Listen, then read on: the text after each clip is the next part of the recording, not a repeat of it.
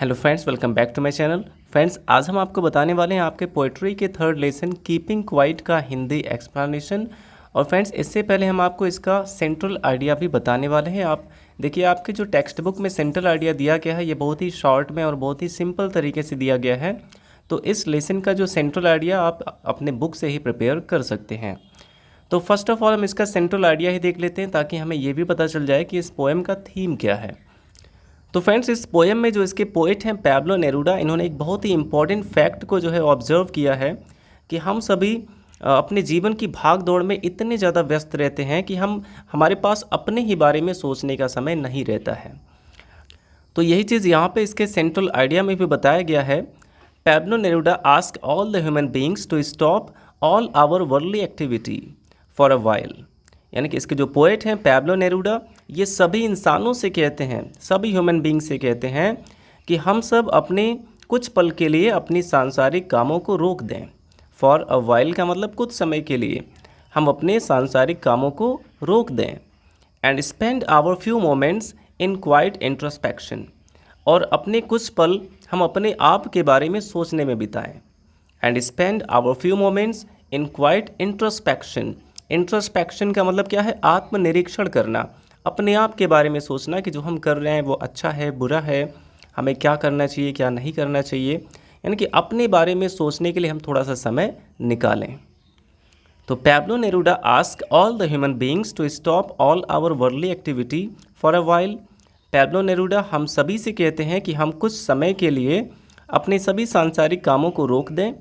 And spend our few moments in quiet introspection, और अपने कुछ पल हम अपने आप के बारे में सोचने में बिताएं। क्वाइट का मतलब शांत होकर, हम शांत होकर अपना कुछ पल अपने आप के बारे में आत्मनिरीक्षण करने में बिताएं।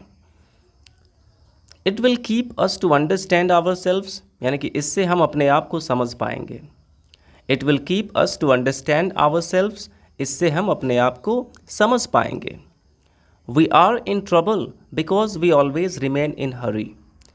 वी आर इन ट्रबल यानी हम सभी मुसीबत में हैं, because we always remain in hurry and rush, क्योंकि हम हमेशा भाग दौड़ में रहते हैं। हम सभी इसीलिए परेशान हैं क्योंकि हम सब हमेशा ही भाग दौड़ में रहते हैं।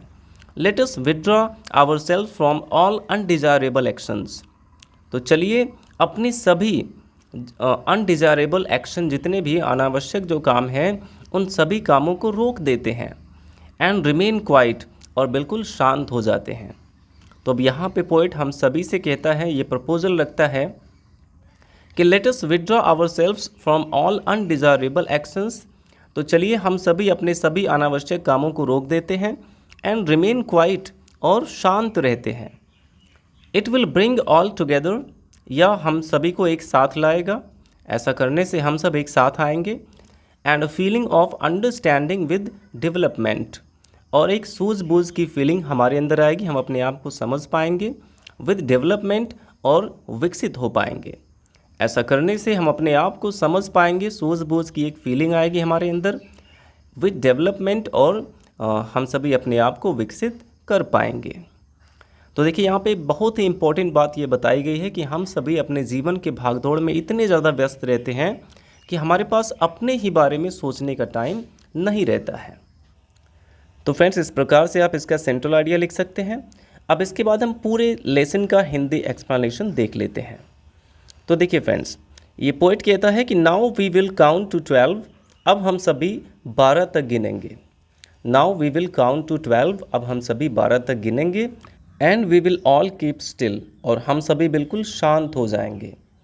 अब हम सभी 12 तक गिनेंगे और बिल्कुल शांत हो जाएंगे। For once on the face of the earth let's not speak in any language. यानी कि एक बार ऐसा भी हो जाए, इस धरती की सतह पर एक बार ऐसा हो जाए कि हम सभी किसी भी भाषा को न बोलें। Let's not speak in any language, हम सब कोई भाषा ही ना बोलें। लेट्स स्टॉप फॉर 1 सेकेंड, चलिए 1 सेकेंड के लिए बिल्कुल रुक जाते हैं। And not move our arm so much, और हम अपने हाथ भी ना हिलाएं। तो वी विल काउंट टू 12, हम सभी 12 तक गिनेंगे। And we will all keep still, और हम सभी शांत हो जाएंगे। For once on the face of the earth let's not speak in any language. यानी कि एक बार चलिए हम इस धरती की सतह पर कोई भी भाषा नहीं बोलते हैं। एक बार ऐसा हो जाए कि हम सभी इस धरती की सतह पर कोई भी भाषा ना बोलें। Let's stop for 1 second. चलिए 1 सेकेंड के लिए बिल्कुल रुक जाते हैं। And not move our arm so much, और अपने हाथ भी यानी अपने अंगों को भी ना हिलाएं। तो इस स्टैंजा में पोइट हमसे कहना चाहता है कि हम अपने सारी एक्टिविटीज़ को बिल्कुल बंद करके केवल हम शांत होकर अपने बारे में विचार करें। अब इसके बाद देखिए फ्रेंड्स, कहा गया कि it would be an exotic moment, यह एक अनोखा पल होगा। यदि हम ऐसा करते हैं, हम अपनी सारी एक्टिविटीज़ को बंद करके हम बिल्कुल शांत हो जाते हैं, तो it would be an exotic moment, तो यह एक अनोखा समय होगा। एक्जॉटिक का मतलब अनयूजुअल कह सकते हैं, यानी कि अनोखा।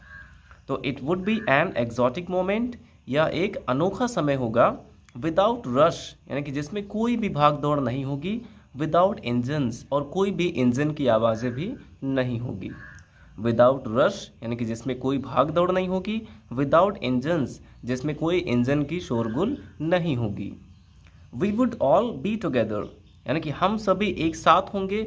इन अ सडन स्ट्रेंजनेस, यानी कि एक विचित्र रूप से हम सभी एक साथ होंगे। यदि हम सभी एक साथ चुप हो जाएंगे तो इसका मतलब है कि हम विचित्र रूप से एक साथ होंगे। तो it would be an exotic moment, यह एक अनोखा समय होगा। विदाउट रश, जिसमें कोई भाग दौड़ नहीं होगी।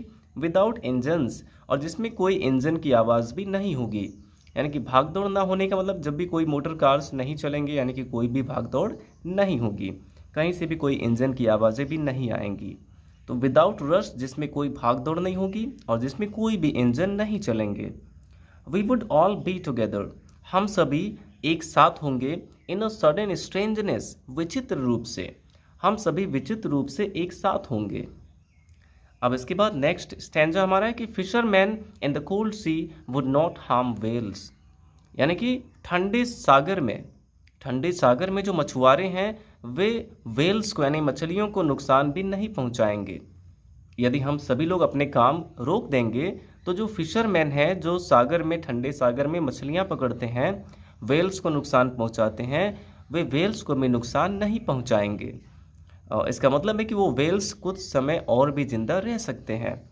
तो fisherman in the cold sea would not harm whales, जो मछुआरे हैं जो ठंडे सागर में मछलियां पकड़ते हैं, वे भी वेल्स को नुकसान नहीं पहुंचाएंगे।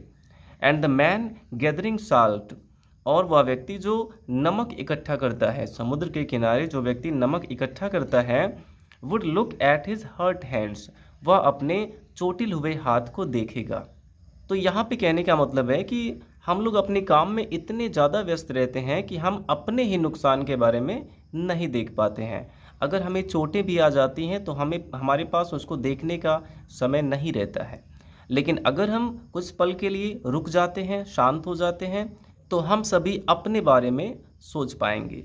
तो fisherman in the cold sea would not harm whales, यानी कि ठंडे सागर में मछुआरे वेल्स को नुकसान नहीं पहुंचाएंगे। And the man gathering salt would look at his hurt hands, और नमक इकट्ठा करने वाला व्यक्ति अपने चोटिल हाथों को भी देखेगा। उसके पास अपने चोट को देखने का समय होगा यदि हम ऐसा करेंगे तो। Those who prepare green Wars, यानी कि ऐसे लोग जो हरित युद्ध की तैयारी करते हैं। अब यहाँ पे ग्रीन वॉर्स का मतलब क्या है? वॉर अगेंस्ट एनवायरनमेंट, यानी कि हम सभी अपने फ़ायदे के लिए जो है एनवायरनमेंट को, वातावरण को भी बहुत ही ज़्यादा नुकसान पहुँचा रहे हैं। तो those who prepare green Wars, ऐसे लोग जो हरित युद्ध की तैयारी करते हैं। Wars with gas, Wars with fire, जो आग से युद्ध करते हैं या फिर गैस से युद्ध करते हैं। विक्ट्री विद नो सर्वाइवर्स, ऐसे युद्ध में जीत तो हो जाती है बट उस जीत को एंजॉय करने के लिए कोई भी व्यक्ति जिंदा नहीं रहता है। तो ऐसे जीत का क्या फ़ायदा जिसमें कोई एंजॉय करने के लिए जिंदा ही ना रहे। Would put on clean clothes, और ऐसे लोगों को क्या करना चाहिए? जो लोग ये युद्ध की तैयारी करते हैं, ऐसे लोगों को यहाँ पे सलाह देता है पोएट कि ऐसे लोगों को क्लीन क्लॉथ्स पहनने चाहिए, यानी कि बिल्कुल क्लीन क्लॉथ्स पहनकर। And walk about with your brothers, अपने भाइयों के साथ चलना चाहिए। इन द शेड, यानी कि छाया में। डूइंग नथिंग, और इसके अलावा कुछ भी नहीं करना चाहिए। तो ऐसे लोग जो युद्ध की तैयारी करते हैं, इन लोगों को क्या सलाह देता है पोएट कि ऐसे लोगों को साफ सुथरे कपड़े पहनकर अपने भाइयों के साथ छाया में घूमना चाहिए और इसके अलावा कुछ भी नहीं करना चाहिए। यानी कि हमें युद्ध नहीं करना चाहिए बल्कि हमें भाईचारे का व्यवहार करना चाहिए। अब इसके बाद पोइट कहता है कि what I want should not be confused with total inactivity. मैं जो चाहता हूँ इसे आप कंफ्यूज होकर टोटल इनएक्टिविटी भी मत समझिए। मैं पूरी तरह से निष्क्रियता भी नहीं चाहता हूँ कि हम सभी पूरी तरह से निष्क्रिय हो जाएं। What I want should not be confused with total inactivity. मैं जो चाहता हूँ इसे आप पूरी निष्क्रियता भी मत समझिए।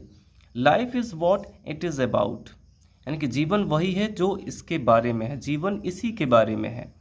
Life is what it is about, जीवन इसी के बारे में है।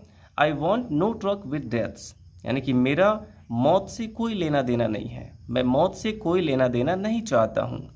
I want no truck with death, मैं मौत से कोई लेना देना नहीं चाहता हूँ। नो ट्रक विद का मतलब नो डीलिंग विद कह सकते हैं। I want no truck with death, यानी कि मेरा मौत से कोई लेना देना नहीं है, यानी कि मौत के बारे में हमें कभी नहीं सोचना चाहिए। If we were not so single minded about keeping our lives moving, यानी कि यदि हम अपने जीवन को जारी रखने के लिए, अपने जीवन को चलते रहने के लिए इतने सिंगल माइंडेड ना होते, यानी कि केवल यही सोचते कि हमारा जीवन बस चलता रहे। सिंगल माइंडेड होने का मतलब क्या है? बिल्कुल एकाग्रचित होना, एकाग्र होना। तो यदि हम केवल अपने जीवन को चलते रहने के प्रति इतने एकाग्र ना होते, and for once could do nothing, और एक बार हम कुछ नहीं करते, and for once could do nothing, और एक बार हम कुछ भी नहीं करते, perhaps a huge silence might interrupt this sadness, तो शायद एक बड़ी साइलेंस, एक बड़ी शांति हमारे इस दुख को दूर कर देती। तो शायद एक बड़ी शांति हमारे दुख को दूर कर देती। और कैसे दुख को? Of never understanding our selves, यानी हमें अपने आप को ना समझने के दुख को, अपने आप को ना समझने के दुख को शायद ये बड़ी जो साइलेंस है, जो शांति है, वो दूर कर देती, वो इस दुख को दूर कर देती।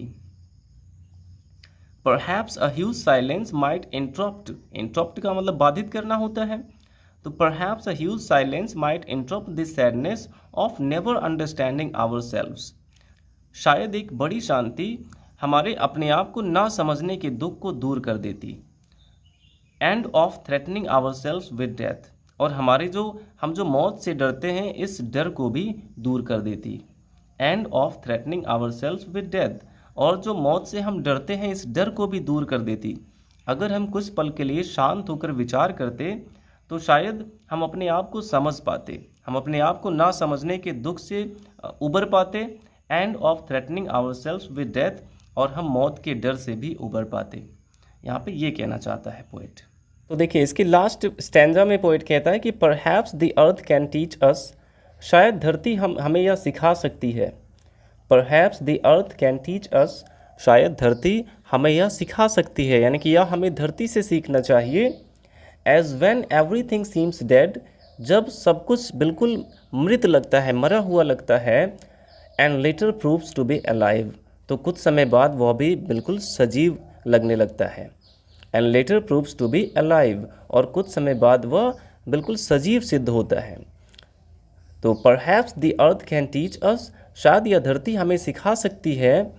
As when everything seems dead, जब सब कुछ बिल्कुल डेड लगता है, बिल्कुल मृत लगता है। And later proves to be alive, लेकिन फिर भी कुछ समय बाद वो सभी चीज़ें जीवित लगती हैं, जीवित सिद्ध होती हैं।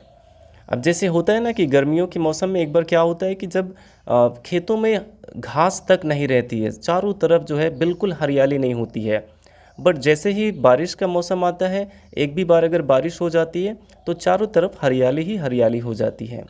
तो वही चीज़ यहाँ पे कहना चाहते हैं कि हमें जो है अपने बैड सिचुएशन जो हमारी होती हैं, जो बुरा समय होता है, उसमें हमें बहुत ज़्यादा परेशान नहीं होना चाहिए, क्योंकि कुछ समय बाद वो बुरा जो समय चल रहा है वो भी चला जाएगा और एक अच्छा समय आएगा।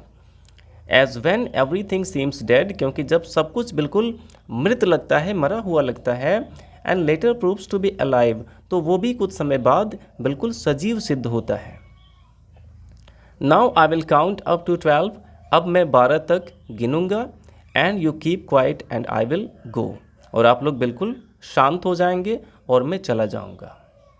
Now I will count up to 12। अब मैं 12 तक गिनूंगा and you keep quiet and I will go. और आप सभी लोग शांत हो जाएंगे और मैं भी चला जाऊंगा।